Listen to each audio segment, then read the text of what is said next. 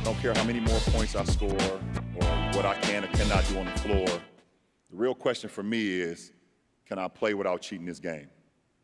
The day I can't give the game everything on the floor is the day I'll be done.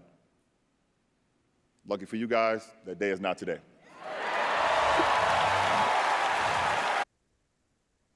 Oh, brother. Kelsey Nicole Nelson, welcome. Thank you for joining me today for the Vegas edition of Ladies First Fridays, one brother from another. Let's just get into it. The ESPYs were the other night, and it's so funny. You saw all these tweets coming in and news breaks. LeBron James, big news, and I'm like, are you serious? And then, it's like he's not retiring, which I don't think anyone thought he was retiring, but I'm just like, we didn't. We knew he was coming back, Nat. We knew he was coming back. I'm all for the dramatic. I love it. He made us wait to officially have that announcement at the ESPYs. And I love what he said, that day is not today. And Nat, I don't see it happening anytime soon. LeBron still has so much he wants to give to the game. He wants to get another ring. But I love that moment even more than that. I know we had fun in that, but just seeing him on stage with his family, right? His son, his beautiful daughter, the introduction, I just thought it was all such a beautiful tribute to obviously one of the best the game has seen. But shout out to LeBron for playing with some folks. Most of us, I'd say 99.9% of people knew that LeBron James was coming back, Nat. But probably one of the more fun nights of the ESPYs. You seem annoyed with him, Nat. I think you're done with what he was dragging us through. Oh, I mean, it's so unnecessary. He's just an attention seeker, and I don't know why you're LeBron James. He's in LA. He's in LA, Nat. Attention. What did you think we were getting? He was like this in Cleveland. He was like this, in he just likes attention, I'm taking my talents to South Beach. I mean, what are we doing? This is who he is. He is an attention seeker. I won't finish the rest, but, it's like what he likes to do. And, it's I'm giving it attention. I shouldn't be giving it attention because this is what he wants. But, it was like when he first announced this, right? I mean, even Mike Malone called him out, right? When he was on Pat's show, and he's just like, oh yeah, retiring, because it's like, he wasn't retiring. He did that to distract from the loss. We all knew it. And then what happened the next day, we all came on talking about, we don't really think LeBron will retire, instead of talking about the fact that the Denver Nuggets swept them. So it just, and then now it's like news break. So whatever, I'm over this. We all knew he wasn't retiring. We know when he is retiring, it's going to be a theatrical production. It's going to be a movie. It's going to be a movie. Yeah, for sure. It's going to be the biggest that the game has seen yet. Why? Because he's obviously the biggest star that we have right now in the game that's getting closer to retirement. And believe me, the networks will know. Everybody will be prepped. Look, we'll be prepped here on Brother from Another. We're going to be ready for when LeBron is ready to hang it all up. But again, folks, halted. And if you're a LeBron fan, you still got much more of him. But, shout out to him, like you said, for still in the spotlight from the Denver Nuggets. We from them winning their first championship to, oh my gosh, is LeBron coming back? Because people like to worry on social media that, this, but I love that he silenced everyone and basically he had fun with his hate. That's what it was all about. And this is why we love the ESPYs, because athletes, they get to do stuff like this to us. But LeBron, we're excited to see you come back, and we'll see if they can rebound after the getting swept, which nobody obviously likes to see. So excited for just more LeBron. Yeah, I agree with you, though. I thought the moment was great when Savannah came out to introduce him, and Queen Zuri was like, it was adorable. It was adorable. But I mean, there was so much happening at the ESPYs. So this was the first year there were no writers. Actually, maybe not the first year, but there were no writers this year to write the opening monologue due to the strike. Right. And then it comes out. Right. Right, the ongoing strike, and then it gets announced that the actors are going to strike as well. So this is a big deal. I mean, it's been a big deal, but this is a really big deal, Kelsey, because I think it's sometimes hard to appreciate, because none of the shows I watch have been affected yet. So, but I have a cousin who's an actor, and I reached out to him are you going to be okay? Because I think when people hear about these strikes, you think of the superstars, the Brad Pitts and the Phillies. And so you're like, oh, these people have money. Like, what are they striking for? But the fact of the matter is that most of the actors don't make that kind of money. And the writers are so critical, right, to this process. And so you don't even think of all the ways, like I just think about it in terms of TV shows, but you had the BET Awards that also didn't have writers. And now you have the ESPY. So it's going to be really interesting because, you know, it's not just like the shows we watch, but it's now transferring over into our sports shows, our award shows, and other things. Yeah, and I think that's when it gets real for people, right? It's like when it impacts sports, which so many of us love. It's like, oh snap! Like, wait, we might not have a host, but now we have Pat McAfee coming out, you know, delivering some jokes, throwing blows at the Kardashians, and you know, making us laugh, going on. And credit to him. Those types of things. Credit to him for being able to do that. Like, if you get paid $85 million, like I do want you to be on my TV screen, being able to come out, and it seemed like it was almost like a last minute thing. But I honestly thought for what he had, I thought he did a great job. You know, we're usually used to, and let's be honest, Nat, the ESPYs host can be hit or miss. It's a hard thing to like make people laugh, especially some of the top athletes in the world. The crowd can be dry sometimes. Like I had a little spite with how dry the crowd was for her. Like I thought her was delivering this magnificent performance, and it was like dead claps. Yeah. But all in all, you know, but I think, you know, I think what bothers me though was that most people I think didn't really care about the writer's strike until now that it hit the actors, right? And I think people forget though how important the writers are behind the actors. This has been going on since May, the writer's strike, right? Now we have the actor's strike, which I think just went into effect midnight. So now today we're, you know, expecting the strikes and things like that to happen. I think most of us too, seeing Fran Drescher, who so many of us, like I'm a 90s kid, got to see her growing up watching The Nanny, which is one of my all-time favorite shows, and probably someone that, you know, we haven't seen as much. You know, I know she's still acting and stuff, but I think she delivered such a passionate speech. And again, I think people forget, you know, you hear, like you said, the superstars, right? The top actors, and we know how much they make, but think about your everyday actors, you know, who this impacts. And they're fighting to get paid for their talents, their skills, their ones, you know? I mean, Shirley Ralph, I thought, said it best. They're trying to protect their art. And acting is an art. Broadcast is an art. And that's what they're wanting. And I think, you know, for them to be obviously paid like they want, I think this also emphasizes the importance of unions and why unions are still around and why they matter, because it's to protect folks. And so I think it's about to get real. So I don't know, maybe record your favorite TV show or whatever you're watching right now, because you might have to just keep rewatching that. Because again, I think it's going to hit so many people. But, you know, I'm all for obviously action and people fighting for what they want. But again, it got real at the ESPYs. And I think even some people, like, it got real when some people were reading that teleprompter. That's not the easiest thing. No, I know. It's going to be interesting and fascinating to watch. It is. But, you know, I think the moment of the night at the ESPYs was Damar Hamlin. You know, I think that was the moment. Maybe it wasn't. There were some other moments, but I mean, I think it was. It was so touching. Yeah, it was incredibly emotional. He was brought to tears. The first responders were brought to tears. It was an incredible tribute, and sure.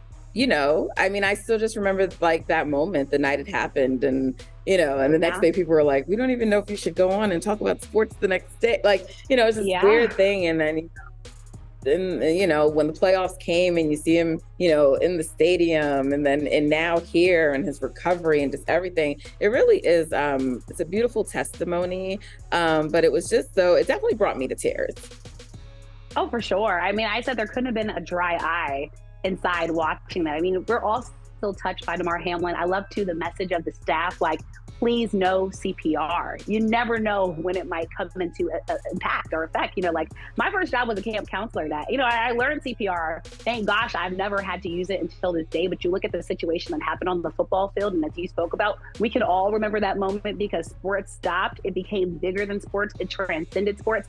And we were all just caring about the life of this young man who we did not want to go in front of us. So all in all, I just think it was so great to see him continue to pay tribute. You can still see, like, he knows he owes his life, like, to that moment, to this team of people who went above and beyond. And I think, you know, all of us are like, you know, unofficial Bills fans, I think, because of everything that he's been through, what this organization has done for this young man. And just to see him continue his journey, looking at his camps and stuff that he's still doing, like that, back on the field, moving and running around. I think, again, we're all just rooting for him. And I love that he wore his emotion on his sleeve. I know that can't be easy for men all the time, but like you could just see it. I mean, he really had to pause, you know, close his eyes, and he just let it out. And I just thought it was a beautiful that, and Drew Holiday and Lauren Holiday, I thought was so super touching, super special. That Love the work that they do with their foundation. Love the message. You know, it's about giving back, For empowerment, sure. what they're doing for Black and HBCU. So this is why I love the ESPYs. I think it's truly one of the best nights in sports because it truly, you know, brings us all together. And I think it reminds folks that what sports is all about. It's so much more than just a game on the field or in the court that we all love. It's impacting people's lives. Yeah, I'm definitely rooting for him. I'm not rooting for the Bills. Like, I mean, my team is the Eagles anyway. You're just but done. if I am rooting for someone in the AFC, it's gonna be Joe Burrow. Okay, so look at you starting violence, Matt. But speaking of my Eagles, it's not really about the Eagles, but Nicole Lynn is out here making moves still. You know, we heard about her earlier this summer, right? Because Jalen Hurts had the big deal. And now, you know, just with the Jets, she just, you know, got another big contract under her. So, I mean, she's making so many major moves and representing, you know, Black women as a Black agent, whether as a woman or a man, because there's just not that many Black agents to begin with, but she's a Black woman. And so it's incredible what she's doing so far and these contracts. And I only look forward to seeing, you know, her continuing to win like this. And of course, you know, her players are winning, but it's like, I really want to take this time. It's Ladies First Fridays. So I really want to take this time to celebrate her. I mean, look at the size of these contracts. Huge. You know, this is amazing. This is amazing. And I mean, I still I would say I still just think it's remarkable when you remember the story of how she even first got with Jalen Hurts, you know, like how she reached out and was just kind of like, hey, you know, like through social. It's remarkable, like her testimony and like her story, her journey. It's been incredible to watch. And like you said, I'm so glad we're giving her flowers because she deserves it. You know, often when we hear these big contracts, of course, yes, we're extremely happy for the players. But I mean, guaranteed money, what was it, $66 million? Now, that's not play money. Like, this is real. No. And this is the future for this young man. And you talk about, you know, what she's doing as a Black woman, you think about for the Black community, the generational wealth that she's hopefully helping these athletes to build. It's huge. And as we talk about interior defensive linemen, now Quinnen Williams is up there with the top of the top. You know, I remember talking here in Washington about Daron Payne getting paid. And then you look at him up there with the likes of Aaron Donald, like, this is for real, folks. And it just so happens too, I think this is a perfect tie-in now for the Jets getting Hard Knocks and us being able to see them, you know, on there. But that's why for her, like, she's like a real Brinks truck. Like, she's always bringing the money. Like, if I'm an NFL player, I'm probably hopping in her DMs like, hey, right now, I'm trying to get this. What do I need to do to be on your team? But I love seeing her continue to win. And you can just tell it's real with her. It's genuine with her. You talked about Jalen Hurts, you know, just talking about, you know, what she means to him. And at one point, getting Jalen Hurts to be the highest paid, right, quarterback in the league until Lamar Jackson and Mama came along and we're like, hold up, wait a minute. But still, like, it was so significant. And now she continues, I think, to just outprove herself time and time again. And I'm just glad she's getting the respect that she deserves when it comes to being a top sports agent and that these young men are entrusting her, let's just be honest, you know, with their lives. That's where this money ties into, right? This is their football careers they're betting on with her, their financial security that they're betting on with her. And I think it's very well deserved for Quinnen Williams. I know he had set out some of the voluntary workouts before. You know, this has been kind of almost a long time coming for him, but that day has finally come. And now he's a happy man. I'm very sure he changed the Twitter bio. When you change the Twitter bio, Nat, it's real. It's very real when you remember at first he had removed. Yes, because he had removed the Jets and, you know, and so, but I'm sure he's happy now. And shout out to him. Like, I don't want to disregard him. And it's generational money, you know, it's generational money. And hopefully this will bring them a little luck because the other day when we were on, you know, Michael Holley said, like, Hard Knocks is you know, it's a curse. Like, when you get featured there, then the teams usually don't go anywhere. So hopefully this contract and this money, he'll bring luck to the Jets and they'll break the curse. With all they did to get Aaron Rodgers, they better. But listen, let's stay with the NFL. Let's talk about a team that you cover, the Washington Commanders, because there was some news. Yes. You know, I know Washington fans were super excited. Sale, yes. You know, the ownership. I know it's been a long time coming. You know, you guys are looking to move on, and then I don't think it's. You know, there was some news, but I don't think it's really going to stop the deal or anything, but just a little hiccup, with the sale. So what was your reaction to that? Oh my gosh, like it's just been continued messy business in Washington. Now, people in DC are tired. They're tired. They want to get a break from this team. They think they're getting closer and closer to the sale, which, as you said, it looks like still it should go through. We've all been circling that July 20th date in our calendar. Next week is going to be super huge and important in DC to see if this sale goes through. But it goes back to the emails, the 650,000. It takes us back to 2021, right, when the story first broke with John Gruden and leaked emails from the Wall Street Journal and New York Times. And now it almost seems like a smear campaign with everybody pointing fingers. We know there's a civil lawsuit now that Gruden has been filed, basically feeling like folks were out to get him. The emails also implicating, it seems like, Dan Snyder and his tenure. Because if you remember, after these emails leaked, Dan Snyder decided to step away, went back to Washington. You think about the investigation. He had to step away from day-to-day activities. That's when his wife, Tanya Snyder, got basically promoted to the co-CEO position. But all in all, it's just messy. Remember, the emails had misogynistic, homophobic, like very just nasty things in them. But basically, it seems like it's come back up because Gruden feels like, and then it went back to former Washington team president Bruce. Like it's been so messy, Nat. So basically, all in all, to say this is why Washington fans hopefully are waiting to get new leadership. That's why they're ready to rid of Dan Snyder in any way that they can. And it's just unfortunate because it seemed like finally this team had taken a little break. Then this comes back up. But I think the interesting, though, I think people have to really understand, follow what happens with Gruden and in the civil lawsuit, because if it goes his way, we might actually get a chance to have the emails exposed, which is what many have been calling for in Washington for a long time. Because now you have a lot of fans here that feel like they didn't really get anything from the investigation, didn't fully know what came from it, than just a brief summary. They wanted to see the full findings. And now the emails, I think folks really want to see, that's a lot of emails to go through, but people want to see what was really in there. It is. And then also I think people saying Roger Goodell, did he have anything, as well to take part in this? So it's actually going up to the highest ranks and levels. Yeah, we probably won't, folks. Even if Goodell, we won't find out about that. But, I do want to say so much. Yeah, this is me putting on my former lawyer hat, but this is honestly not that. It's pretty normal actually with sales of ownership and when they're changing hands, when there's outstanding litigation, sometimes that can tie up a transaction because it's the liabilities and what you're willing to acquire and take on and what you're not. So if the existing, entity has legal trouble, the other one is like, no, I'm not trying to take on your drama. And so you have to kind of negotiate around that. So I'm sure they will work through it. It's pretty common. So stay tuned. But Washington fans, don't fret. This sale that's is a lot gonna go to say, through, Nat. and I'm gonna speak it into existence. Okay, so let's come back full circle because we started with the ESPYs, and I want to bring it back to the ESPYs because I was giving LeBron a hard time in the beginning, but something he did do that I really appreciated. What? Yeah. Yes, I can show love. Yes, I know what's coming. I know what's coming. I was so happy for this moment.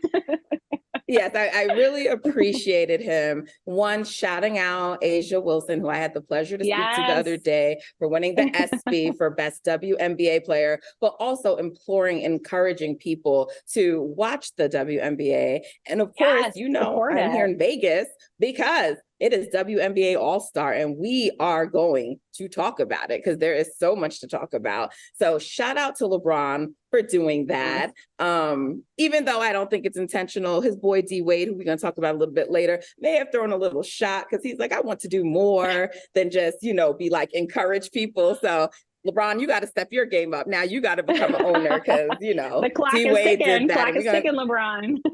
Clock is ticking, but I really love that he did that.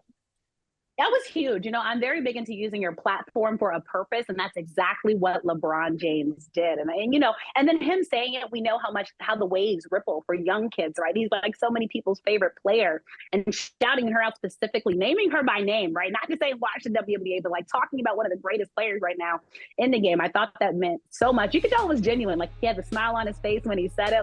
I just thought it was such a special moment. You know, he shouted out Aaliyah Boston earlier in the season. Like, I mean, this is a man who truly understands the love of the game, wants to help be there and grow the game. And I think that's what's truly needed. So LeBron, all in all, we're giving you all the flowers. If you did all the right things on stage, except maybe making us wait. I'm giving him people with some flowers, not all the flowers. Yeah, but this some was of the flowers. a And great, Asia, powerful moment. It was. And Asia certainly appreciated it as she tweeted at him. So listen, it is Ladies First Fridays. It's time to talk about the women. We're in Vegas. The rest of the show we're dedicating to the W. So let's get to it. We have company waiting. So Kelsey, we will be right back. You guys stick with us.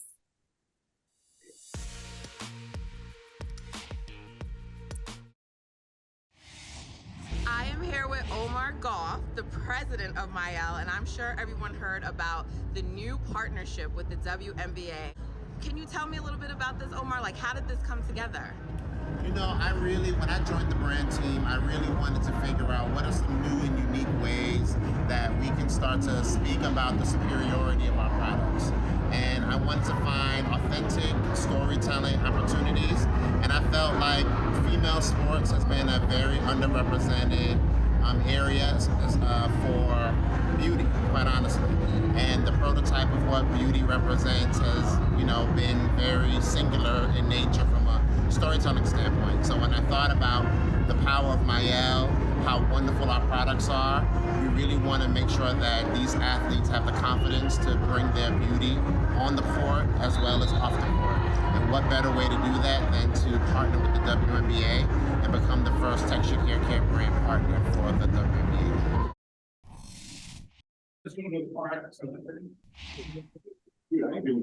All right. So welcome, Subria Whitaker, to Ladies First Friday, the Vegas edition.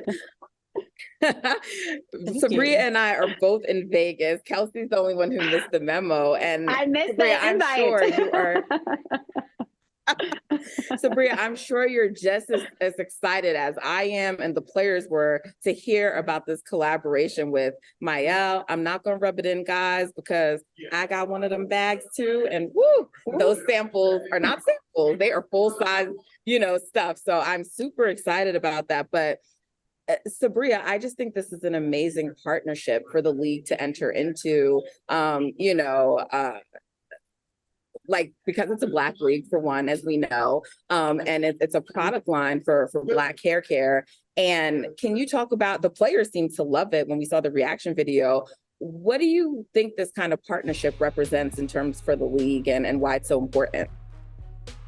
I think it represents the fact that people are listening, they're paying attention, and they're buying in.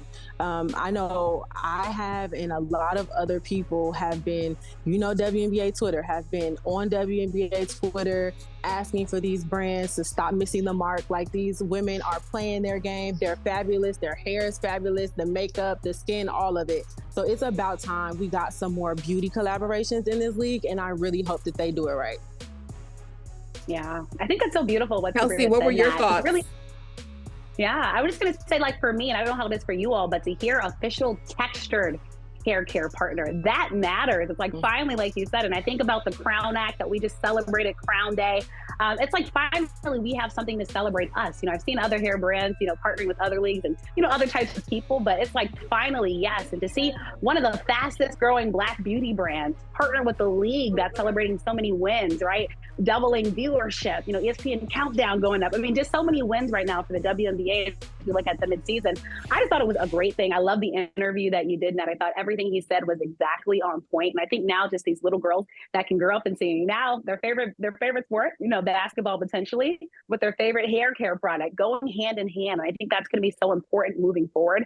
And I truly hope this does inspire more Black brands, as Subria said, join the WNBA. Remember what they did with Angel Reese too. And the girl always has her baby hairs laid, and I love it. I think this brand is really seeing the power and beauty of women's sports, of women's basketball. And I think this is only going to help to propel their sponsorship moving forward. Yeah, and when I talked to Omar about it, well, first of all, I just want to make sure people know that it is a Black-owned brand, but it also the CEO is Monique Rodriguez, and she is a Black woman. So it is Black founded, and it is a woman, because some people may have been startled like that it was a man, and that's okay. It's still a product focus for women, but I did want people to know who the CEO was. And I just think that, you know, in terms of the fact, because our hair matters so much, right? Like we wear the braids, we wear different things, Subria, as you touched on.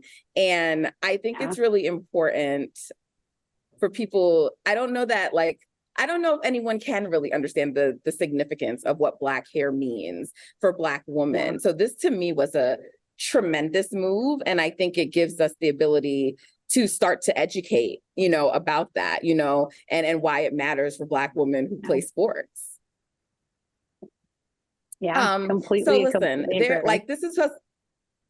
we're excited about this, right? We're excited about this partnership, and we're excited about All-Star Weekend. I know that everyone is, but leading up to this, there was like some ticket controversy, if you want to call it that. And it's like, why do we have to be dealing with this right before All-Stars? So, you know, Kelsey Plum tweeted out, she's in the skills challenge and she's struggling to get some tickets. Hopefully that's been resolved, but she's struggling to get some tickets, you know, for her friends and family. And so she tagged, you know, she at the commissioner, as we would say on Twitter, and said, hey, what's up with that? You know, Subria, what are your thoughts on what Kelsey did? And just in general, that the players, not just, you know, the people who are participating in the challenge, but teammates of the players, just, you know, the WNBA players, they're struggling to get tickets to the All-Star festivities. I think that it's really just a symptom of the short season and just how much time they don't have compared to like the NBA and planning and figuring out who's going to be there, right? So if you don't know that you're not selected, then obviously you're not trying to purchase tickets necessarily when they go on sale. So I think it's growing pains. I hope that this is an opportunity for them to build a partnership or get a corporate sponsor to help, you know, pay for these tickets for friends and family and players. But I'm glad that they're speaking up about it. And so hopefully the conversations behind closed doors are taking place and they're getting fixed. I mean, there's people on Twitter like offering Kelsey their tickets. And I'm like, this should not. And she's like, I may need those. Like, that's sort of crazy to me. Like, I'm reading that. Like, that's kind of wild to watch and read. So I hope she did get those extra tickets, you know. Has there been any update on that? Not one that she's let us know, right, Subria? Right, not one that we know, correct. Okay, I think I'm going to ask her about that tonight. Please tonight on the orange carpet. I'm going to ask her about it. The pressure is on, but I think it's something that should be talked about. You know, and shout out to Kelsey Plum, who I think has continued to be just more vocal, and I think that's needed. I think, you know, this is something that we do praise the WNBA players on.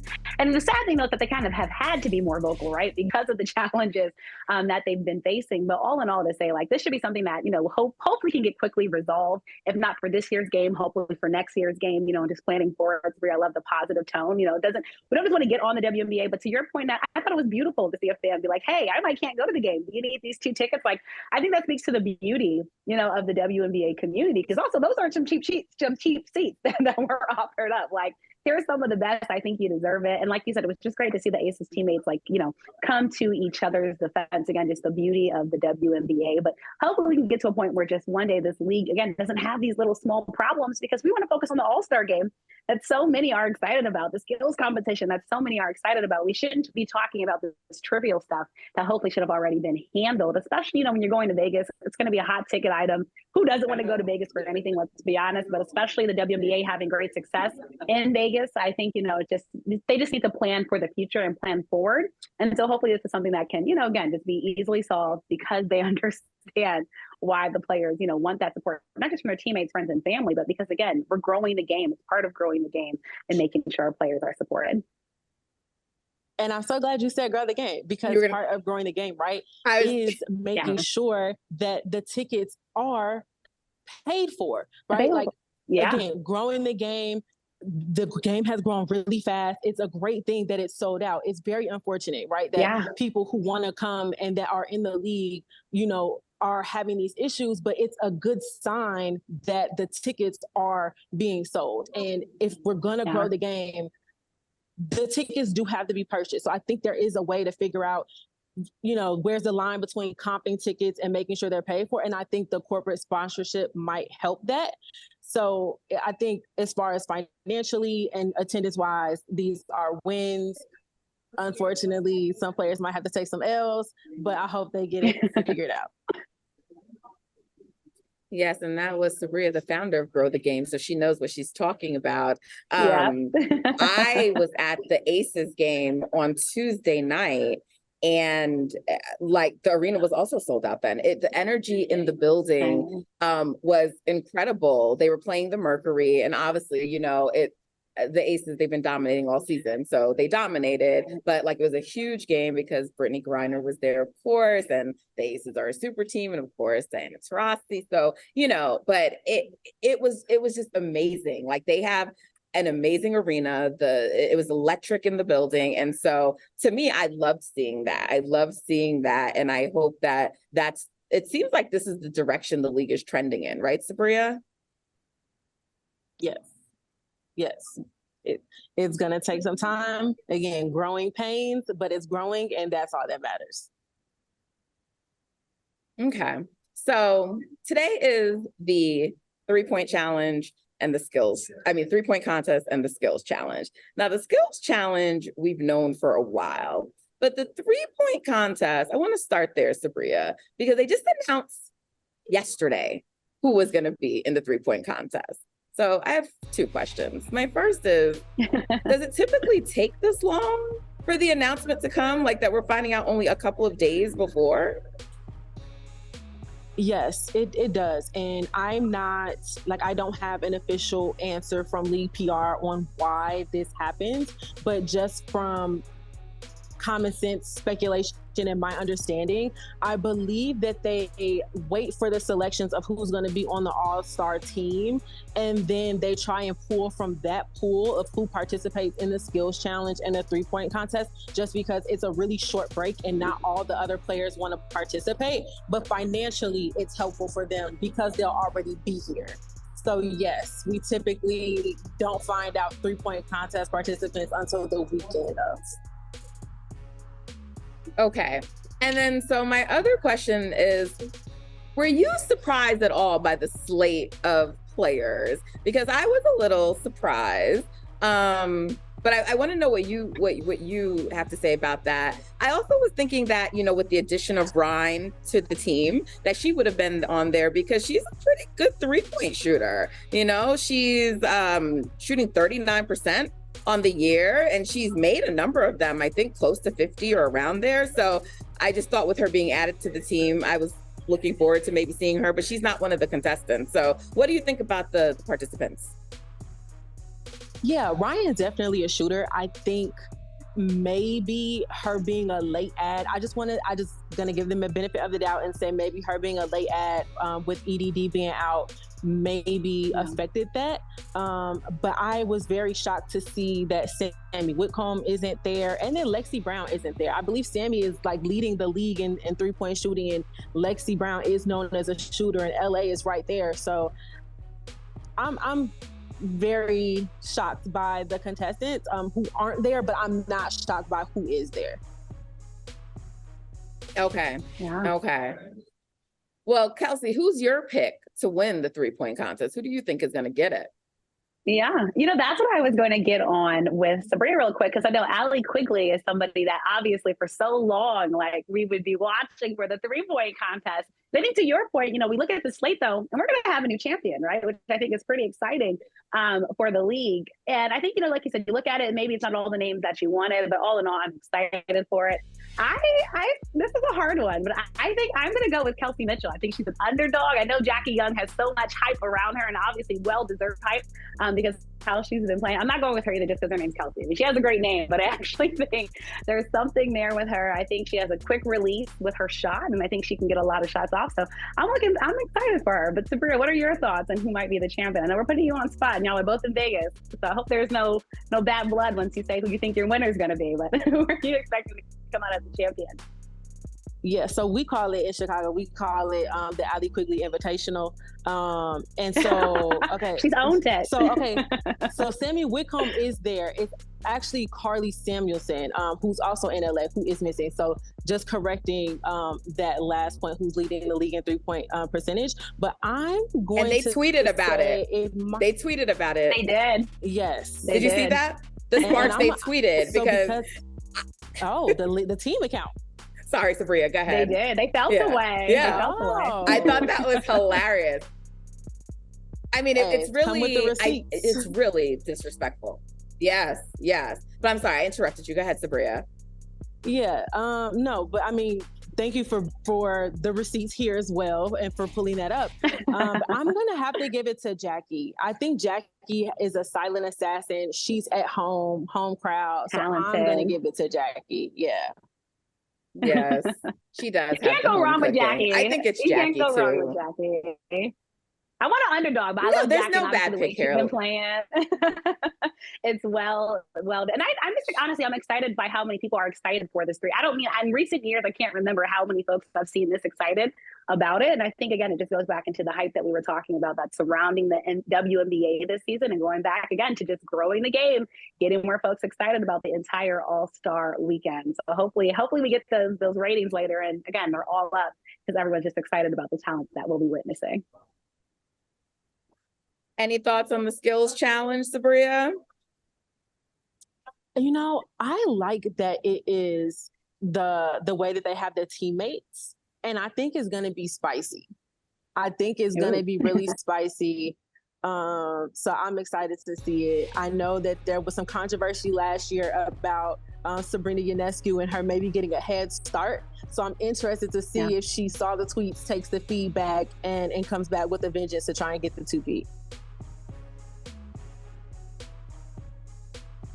Yeah, I'm at the convention center, guys, so hopefully you're not hearing too much noise in the background. But I spoke with Sabrina just before I came up here, and I asked her how come she decided to participate in both.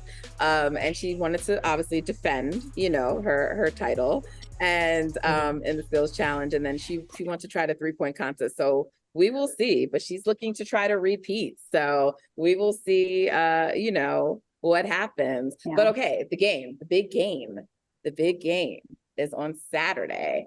And who you got? Because I feel like Team Asia, I'm sorry, they go by the last names, but I just like her first name. But Team Wilson. So stacked to me. I love her name, but it's so stacked to me. It's so stacked to me, sort of like the Aces. So I'm going with Team Wilson, but who do you guys got? Team Stewart or Team Wilson? I'm Team Wilson. I'm Team Wilson. Oh, thank you. I'm going to give it to Team Wilson, but I will say that just from the recent conversations around everything with Jewel and Sabrina being both on Team Stewart, I think that's going to be something interesting to watch. And if they heat up from 3, then I mean, I know Breanna Stewart called her team her A1 day ones, and so she might have been on to something there, but I'm still going to give it to Asia and Team Wilson. Okay. Yeah. It's funny too, because I think the dynamic is interesting with Arike and Satu on like the opposing teams. So that should be fun as well to see if they're gonna, I don't know, have like a little moment or anything. Who do you got, Kelsey? I will say first, for folks in DC, still heartbroken over Elena Delle Donne getting hurt right before the All-Star game. If you saw her tweet before, we thought she might be on a little vengeance in the All-Star game, but then, she had just come back from injury, finally playing the game. and then to get injured again. So I'll tell you, folks in DC kind of feel away about all that happening. But all in all, I think you guys said it. Team Wilson, it's loaded, it's stacked. Look at the season she's having. Can't take away, though, from Team Stewart and the wonderful season, that she's having. We talked about, Sabrina Ionescu and all that she's been doing. NECA, I mean, it's loaded. I think we're going to get a good game, all in all, which is exciting. But I mean, Asia knew what she was doing. She knew it was exactly what she was doing when she picked this roster, picked this team. And it's just going to be hard to beat, but it's going to be a fun game. And honestly, I love all that they did. I love what they did for the skills challenge and switching that up. And I think this All-Star game too. I think we're just going to be WNBA fans alike. And I think even just non-WNBA fans who are new to the game, maybe watching the game, I think there's going to be such a new excitement around the game, which is only going to propel us forward. But and I think Asia, I mean, she's just, it's her time. It's really her time. And I feel like she's just going to keep on with her reign, her well-deserved reign. Of course. I'm curious to see who's going to win finals MVP. So that's not finals, I'm sorry, All-Star MVP. So that's going to be interesting to watch for. I think it's also going to be a great moment. Yeah, it's going to be a great moment for, I think, Brittany Griner also, and I got to chat with her right before this. I'm so excited to share that with you guys.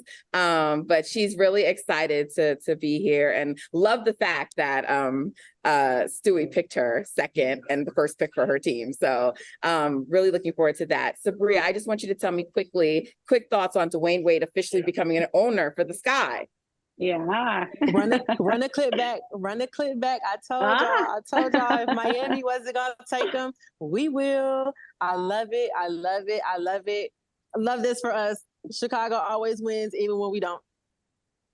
Do you think it will change anything for Kahleah Copper in terms of her staying with the team or going? That's an excellent question. I definitely think that relationship needs to be rebuilt following Coach Wade's departure. So I do think that having someone, a face like Dwayne Wade behind you as an owner and just all the relationships that he has could definitely be part of a great pitch to get her to stay. So I definitely think it changes the conversation. I don't think it necessarily finalizes it or ends it, but I definitely think it changes the conversation, and I'm looking forward to seeing what this looks like. Thank you so much, Subria Whitaker of Grow the Game. Listen, I can't wait to see you later, girl. I can't wait to sport my little WNBA hat that they handed out. Yes. And I will be on the orange carpet later. I'm so looking forward to that and all the fits and talking to the players. So it's going to be an exciting time. It's exciting in Vegas. It is All-Star. It is Ladies First Fridays, the Vegas edition. Thank you so much, Subria, again for joining the show. Thank you, Subria. And we will be back. Thanks for having me.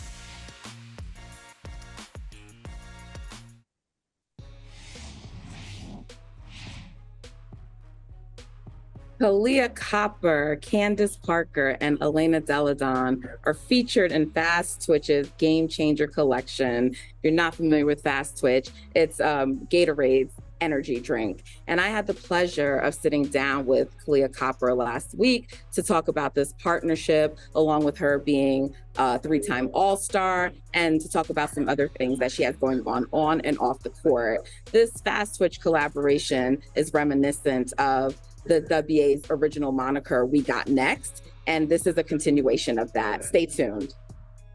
Welcome to Brother from Another, Kahleah Copper, three-time All-Star, NBA champion, finals MVP. I'm so excited to be talking to you today. Averaging 16.4 points, 5 rebounds on the season. I'm so excited to be here with you. All-Star is around the corner. You were selected a 3-time All-Star this year. I wanted to just get your thoughts on, does it feel just normal for you now that when it's like you're becoming a 3rd-time All-Star, or is it still excitement in any way going to the All-Star game? It's still excitement. I think it's hard to do, but I think like from the first time I wanted to do it again, so I wasn't a one-hit wonder, and then I wanted to run it back because I wanted to get it 3 times in a row. So it's something I'll never stop chasing. So yeah, I'm super happy now. I'm always living in the moment and gonna be excited about every single small accomplishment. Yeah, and it's in Vegas this year. There was like a big push to sort of have it overlapping a little bit with NBA Summer League. Are you excited for it to be in Vegas, or does not make a difference to you? Everyone seems to be really excited about going to Vegas. Yeah, it doesn't matter to me. I think Vegas is nice. The city is super nice. The weather's, the weather's gonna be good. So yeah, I have no complaints. Okay. So you've had a lot going on, partnerships, just you've been out a lot pitching for the Cubs. And I'm excited to learn about your new relationship with Fast Twitch. I know it's a new energy drink from Gatorade, and you're going to be featured in its Game Changer collection along with Candace Parker and Elena Deladon. Can you tell me a little bit more about that partnership? It's something that I'm grateful to be a part of. Happy to be called a game changer. Happy to share my story. I'm able to inspire others, but I think that watching Candace and Elena growing up, from seeing that to being a part of a campaign with them is super humbling. And I think there will also be a little girl, maybe from Philly, who loves me and loves my game and admire my process and see how it went for me and feel inspired, and maybe we'll have the same thing. And then years to come, we'll be talking about how she's a part of something with Gatorade and how she related to my story and just felt inspired and can have that full circle moment. What's your favorite flavor? Damn, I'm actually drinking strawberry lemonade right now, but tropical mango is my favorite. Your favorite. Okay. I'm a big fan of anything lemonade and mango. So those sound like two good choices. You mentioned North Philly and maybe aspiring, someone from, well, you said Philly, but we know you rep North Philly. I saw like recently, like there was some video of you and Dawn Staley before a game. She's such a great ambassador just for like women's basketball overall. Do you feel like with her being from Philly and you being from Philly, like some, I don't know, sense of like importance to kind of represent, because I went to school in Philly, I went to Temple, so I'm very familiar with North Philly, but does it mean something for you like that people coming out of that area, maybe looking up to you, looking up to Dawn, two huge names coming out of, that area? Yeah, it means a lot because when someone is from where you're from and look just like you and has made strides and has chased their dreams and have accomplished some of the things that they wanted to accomplish despite where they're from, that's like, that gives you automatic hope. So I think me growing up, and it was like seeing Dawn and seeing what she did, at every level, whether it was a player, or as a coach. I think she's done it, and whatever she put her mind to, she did it. So it wasn't about where she from or the adversity she had to face. It was just about whatever you want to do, lock in on that and you can accomplish anything. So I think she was definitely a big inspiration. So for me, I want to be the same. I want there to be someone who is looking up to me from where I'm from also, and just feel inspired. Yeah, I mean, you're part of the Game Changer collection. What way do you feel? I mean, there's a lot of ways, but for you personally, what do you feel you bring to the game and why you're viewed as a game changer? I think my story. I'm a franchise player in Chicago now, but I wasn't like a pick who came here and became a franchise player. I was traded here in 2016, 17, whatever it was. The Mystics. Sat down for a couple years. I clapped for my teammates. Then I started to play a couple minutes here and there. And then, I just stayed ready, continued to work out and continue stay ready so that when that preparation met an opportunity for me, I would be ready. So, in 2020, when I got that opportunity to be a starter, for me, it was just about, like, people, sometimes you ask for the opportunity, like, I deserve it, I want it, and when you get it, it's like, what do you do with it? But for me, it was about getting it, and really taking advantage and not looking back. So for me, being able to take off from 2020 and then continue to build on that every single year was important. And I think it is good for my story, because sometimes it's just not handed to you. Sometimes you got to work a little harder. Sometimes you got to stay patient, and things fall into place. Yeah, I mean, we definitely saw that growth and it fall into place for you the year that the Sky won the championship. You were the finals MVP. There's that iconic photo of you standing over Sophie Cunningham. Did you ever think, like, I mean, after you saw it going around, but that it would just like blow up the way that it did? I mean, like so many times when there's a story on you or something, that photo just seems to always be somewhere. Yeah, I didn't think it would go as crazy as it did. But yeah, I think it was a moment for women's basketball. You being allowed to be yourself, be passionate, be competitive, and have that killer mindset to you on the court. I think that, I don't know, I just kind of got this alter ego on the court where I'm just this dog, like I'm just this competitor. So sometimes seeing the photo is like, wow. It's just like, it's a sick picture, but it's like, it's fire. But it's just me on the court. Okay. So you talked about, leading the team, and, you also have some new teammates, Quinnen Williams being one of them. I see you championing her a lot, on your timeline, but the Sky have just gone through so many changes. And so right now, how do you feel about, sort of being the face, the leader, working with your new teammates? What are your individual and I guess collective goals for the team this year? I know right now the record is 8-9. Is it just to make the playoffs? Is there more? Like, what do you see and what's your goal? I think once you get a taste of winning, at the highest level, winning a championship, that's what you want to chase. So that's what I'm chasing, despite, whatever the team looks like, whatever the adversity we hit, like that's the ultimate goal. But if we're taking baby steps, I want this team to make the playoffs, and then we go from there. But ultimately, I want to win. I want to win a championship. If I could win it every single year, that's what I want to do. So yeah, it's and you don't get the individual things without the team thing. So you definitely got to win. Nobody cares if you're not winning. So I want to win, and then all the personal goals and everything will follow.